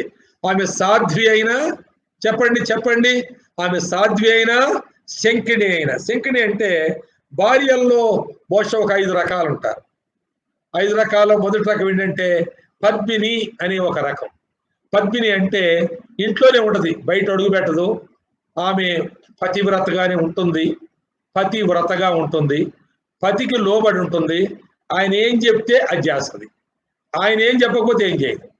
ఆయనకు ఎప్పుడూ ఆయాసం కలిగించదు, ఆయన చెప్పిన మాట ఒక్కసారి కూడా ఎదిరించదు, ఆయన్ని ఎంతో గౌరవిస్తుంది, ఆమెకు ఆయనే దేవుడు అన్నట్లుగా ఉంటుంది. అది అన్నమాట పతివ్రత అంటే అది అర్థం. పద్మిని అంటారు. రెండవ రకం రాగిణి అంటే ఆమె ఇంట్లో పనులన్నీ చక్క చేస్తుంది. అలాగే ఒకవేళ భర్త యొక్క కొన్ని బాధ్యతలు కూడా తాను తీసుకుని చాలా తెలివిగా శృతి కలుపుతుంది, రాగం కలుపుతుంది. ఒకవేళ ఒక గిటార్ లాంటి వాటి కొన్ని స్ట్రింగ్స్ ఉంటే అందులో ఒక స్ట్రింగ్ అయితే ఆమె వేరే వాటితో కూడా శృతి కలిపి ఆమె ఏకీభవిస్తుంది. భర్తను ఆయాస పెట్టదు, ఆమె కూడా పతివ్రతగానే ఉంటుంది. కానీ భర్త పనుల్లో కొన్ని సహాయం చేస్తుంది, భర్త కొన్ని సలహాలు ఇస్తుంది, భర్తకు బదులుగా చేయవలసిన పనులు తాను కొన్ని చేస్తుంది, ఇల్లు చక్కబెట్టుకుంటుంది. ఒకవేళ బయట పనులు కూడా ఆమె చూసుకునే తత్వం రాగిణిలో ఉంటుంది. తరువాత హస్తిని అనేటువంటి మరొక స్త్రీ రకం ఉంది. ఈ హస్తిని అనేటువంటి ఈ స్త్రీ మరి నిజంగా ఒకవేళ భర్త అవిటివాడైనా, తెలివి తక్కువ వాడైనా, కొన్ని నిర్ణయాలు చురుకుగా చేయలేకపోయినా, కొన్ని పనులు చురుకుగా చేయలేకపోయినా, భర్తను అదే గౌరవంతో చూస్తూ, భర్తను అదే స్థానంలో ఉంచి, తాను భర్తను గౌరవిస్తూ, ఘనపరుస్తూ, హెచ్చిస్తూ, ఒకవేళ అమ్మా ఇది చాలా బాగుంది కదంటే, అవునండి, నిజమేనండి, మా ఆయన గారు కూడా చాలా మెచ్చుకున్నారు, ఆయనకు కూడా చాలా ఇష్టం అని కలుపుకుంటూ చెబుతుంది. ఏం చేయాలండి మరి? ఆయన ఏమో అలాగయ్యే బయటికి వెళ్ళలేడు, పనులు చేయలేడు, ఆయన గుడ్డివాడయ్యేమి చూడలేడు, కుంటివాడయ్యేమి చూడలేడు, ఏదో నా తలరాతకి ఆయనకు భార్యనయ్యాను గనక ఏదో బాధలు పడుతున్నాను, ఇది మా అమ్మగారు తెచ్చి ఇచ్చారండి, ఇది మా అన్నయ్య తెచ్చి ఇచ్చాడండి, ఇలా చెప్పుకోవడం కాదు, అది మంచిది కాదు. ఆ విధమైన మాటలు హస్తిని చేయదు, శంకిని చేతది. గనుక మరి హస్తిని అంటే భర్తకు సాటి అయిన సహాయంగా, ఆయన ఎటువంటి వాడైనా తనకు మంచి స్థానంలో ఉంచి గౌరవిస్తూ, గణపరుస్తూ, ఎప్పుడు కూడా ఆయన విసిగించదు, చిన్న చూపు చూడదు. నీకు అవిటితనం ఉన్నదని ఆయనకి జ్ఞాపకం లేకుండా ఆమె చేసుకుంటా ఉంటుంది అనమాట. అలాంటి ఆమెను హస్తిని అంటారు. తరువాత మరి శంకిని అని కొన్ని రచనల్లో నేను చూశాను. శంకిని అనేటువంటి ఆమె. శంకిని అంటే ఇంకా ఆమె గురించి నేను చెప్పాలంటే ఇంకో ప్రసంగమే చేయాలి. శంకిని మీద ఎప్పుడన్నా ప్రసంగం చేయండి అని మీరు అడిగితే నేను ప్రసంగం చేస్తాను ఎప్పుడైనా. ఆ ప్రసంగం వల్ల మనకేం లాభం, కానీ ఆ శంకిని ఇంకా సెకండే అయిపోద్ది నేను ఆ ప్రసంగం చేస్తే. ఇలా చెప్పాడు కదా, ఇక చర్చికే రానటది, ఇక ఏ చర్చికే రానటది, ఈ చర్చోళ్ళు ఆ చర్చోళ్ళు కానీ ఇక చర్చికే రాను, పాస్టర్లు ఇలా చెప్తారా నా మీద, నీకు ఇలా నేర్పిస్తారా అని అంటది. శంకిని అంటే ఎవరిని పండినది ఇంట్లో. ఆమె మాట్లాడితే అందరి నోరు మూయించేస్తుంది. ఆమె తప్పును అందరూ ఒప్పుకునే వరకు ఆమె ఊరుకోదు. అంతేకాదు, పక్కోళ్ళు, వీధిలో వాళ్ళు, ఊర్లో వాళ్ళు వినేలా కేకలేసేస్తుంది. ఆమె నోటికి అదుపడదు, ఆమె కళ్ళు ఎర్రగైపోతాయి, ఆ ఒళ్ళంతా వేడెక్కిపోద్ది, ఆ బట్టలు కూడా వేడెక్కిపోతుంటాయి. అలాంటి శంకిని. అంతేకాదు, మార్కెట్కి వెళ్తుంది, కూరగాయలు కొంటది, ఒకటి కోసం ఏమంటది, ఒకటి ఈమె తీసుకుంటది, ఈమె అమ్మ నువ్వు తీసుకున్నావు కదమ్మా ఒకటి ఏమో తూకంలో మగ్గు చూపించాలి, కింద ఉండాలి ఈమె వేసిని, తర్వాత ఈమె ఒకటి వేసుకుంటది, మళ్ళీ ఒకటి వేయమంటది, వేయకపోతే కేకలేసేస్తుంది మార్కెట్లోనే వాళ్ళ మీద, లేకపోతే ఆ పుట్టకడ దెబ్బరిచ్చేస్తుంది, పైసలు ఇవ్వకుండా వచ్చేస్తుంది. అలాంటి రకాలు శంకిణీలు అంటారు వాళ్ళని. ఇక వాళ్ళకి వచ్చి నేనేం చెప్పాలి కానీ, ఇంకొక మాట కూడా ఉందండి, చిత్రిణి అనేటువంటి మాట ఒకటి ఉంది. నేను దాన్ని కూడా చూశాను. నేను డిక్షనరీ వరకు వెళ్ళాను దాని మీనింగ్ కొరకు. వాళ్ళు సరిగ్గా రాయలేదు అనిపించింది నాకు. రాశారు కానీ నేను చెప్పినంత బాగా వాళ్ళు రాయలేదు. ఏంటంటే ఆమె ఎప్పుడు కూడా షోక్గా ఉంటుంది అంతే.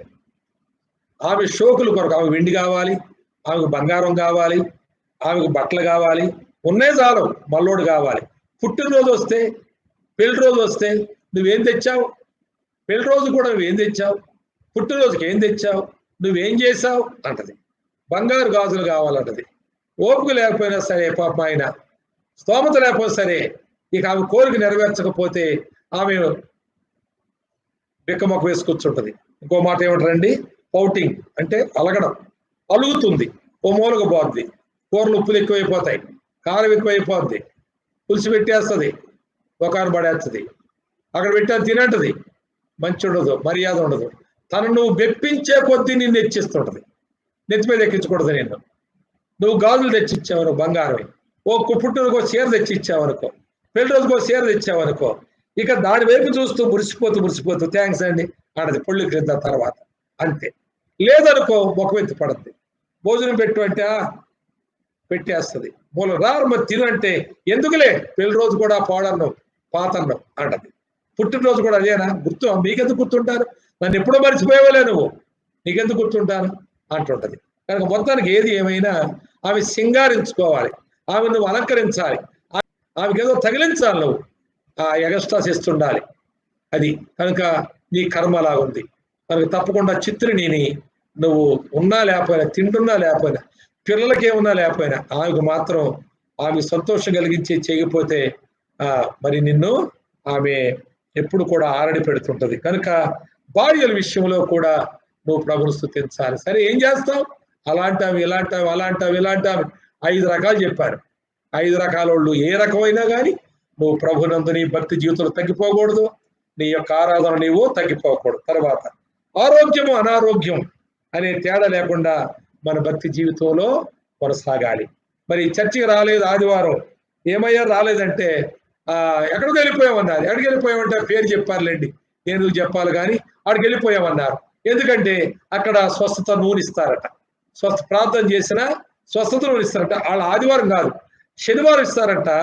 అక్కడేదో బస్సులు దొరక్కో మరి ఏమైందో ఆదివారం వాళ్ళు రాలేకపోయారన్నమాట. ఎందుకు రాదు? శనివారం వెళ్ళారు, రాలేక ఆదివారం బయలుదేరారు. అది చాలా దూరం. బస్సు ఎక్కారు, పొద్దున 5 గంటలకి చేరలేకపోయారు. ఆ విధంగా ఆరాధన దినాన్ని పోగొట్టుకున్నారు. ఎందుకు? స్వస్థత నూనెల కొరకు పోయారు, స్వస్థపరిచే సేవకుల దగ్గరికి పోయారు, ఆ మఠాల దగ్గరికి పోయారు. అక్కడ వాళ్ళ దగ్గరికి వెళ్ళి ప్రార్థన చేర్చుకొని ఇలాంటి అలవాట్లు ఉన్నటువంటి వాళ్ళు ఉన్నారు. ఆరాధన మానేసే వాళ్ళు ఉన్నారు. కనుక ప్రార్థనలో, ఆరాధనలో, సహవాసములో ఆదివారం నాడు వాళ్ళు ఎగ్గొడతారు. కనుక ఆరోగ్యం ఉన్నా అనారోగ్యం ఉన్నా ప్రభు యొక్క కృపపై ఆధారపడి ఉండాలి. మన భక్తి జీవితంలో తగ్గిపోకూడదు.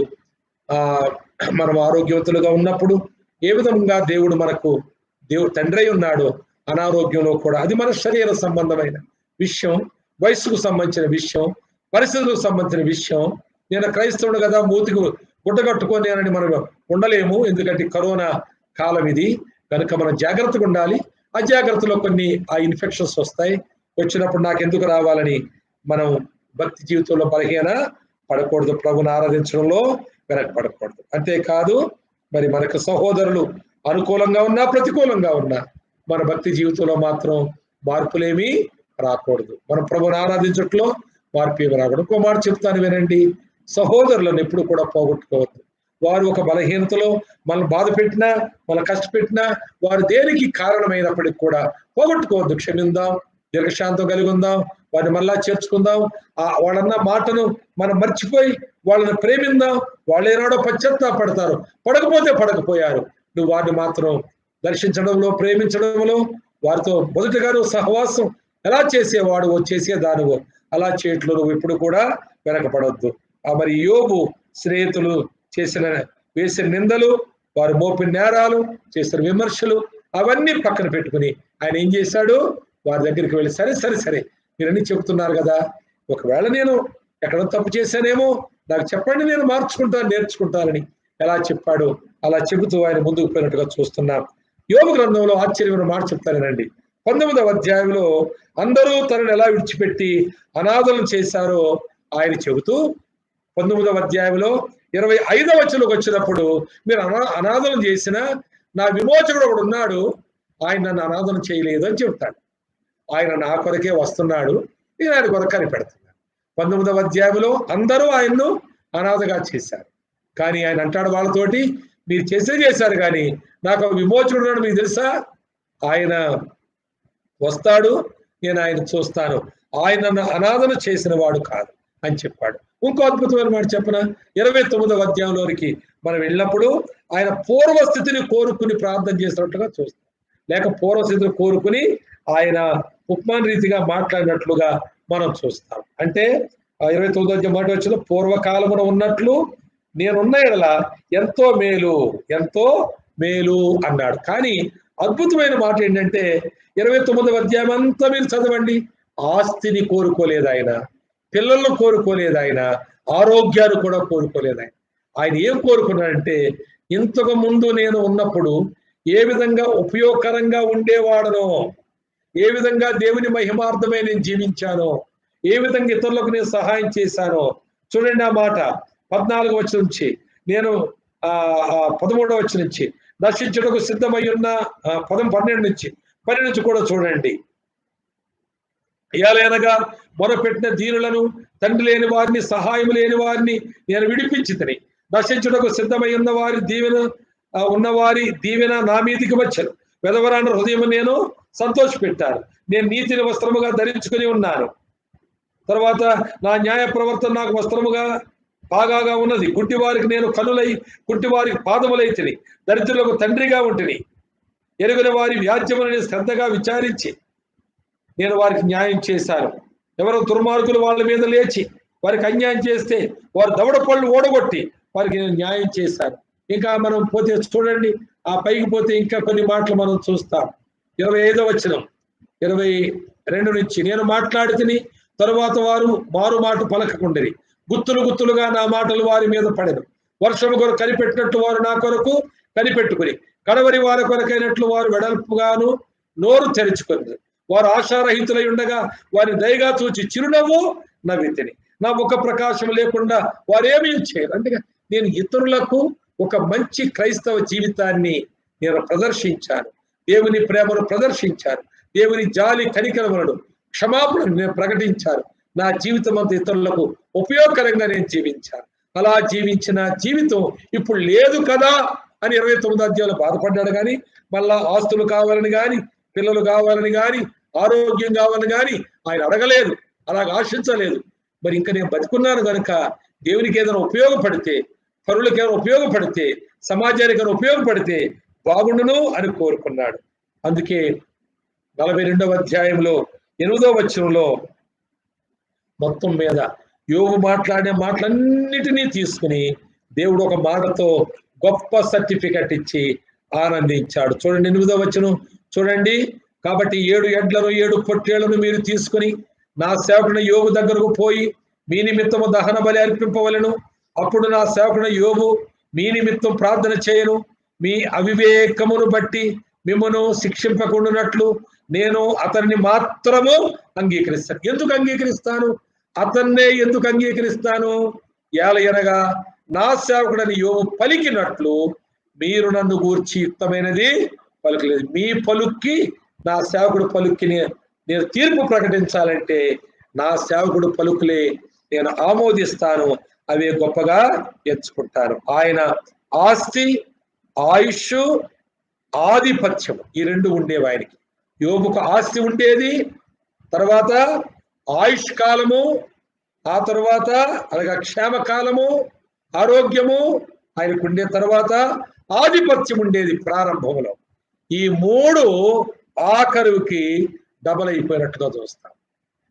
కొంతమంది ఒకవేళ అనుకోవచ్చు అని కాకమ్మ కథలు ఇవన్నీ బట్టియే అనుకున్న వారికి నేను చెప్పలేను. కానీ మీరు ప్రభువుని నమ్మితే, మీరు దేవుని బిడ్డలైతే, దేవుడు మీకు తండ్రి అయితే, నిజముగా ఆ సంబంధం కొనసాగితే మీకు ఒక హామీ యోబు గ్రంథంలో ఉంది.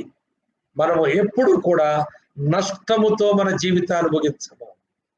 నష్టముతో మన జీవితాన్ని ముగించము. విజయోత్సాహముతో జీవితాన్ని ముగిస్తాము.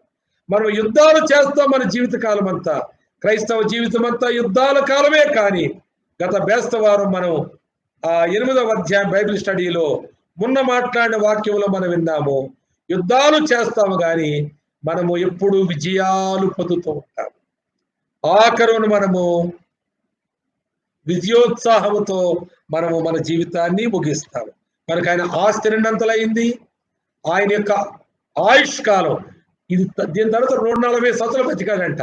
నేనేం చెప్పాలని కోరుతున్నానంటే 70 సంవత్సరాలు అప్పుడు వచ్చినట్టుంది ఈయనకి. ఇది 70 ఏళ్ల వయసులో వచ్చినట్టుంది ఈ పరీక్ష. తర్వాత ఇంకో 70 ఏళ్ళు బ్రతికాడు ఆయన. మొత్తం 140 సంవత్సరాల తర్వాత 140 అవి 70 ఇవి మొత్తం 210 సంవత్సరాలు కావచ్చేమో ఆయన ఆయుష్. అందుకే అబ్రహాము కాలములోని వాడు అని ఆయన గురించి చెప్పుకున్నారు.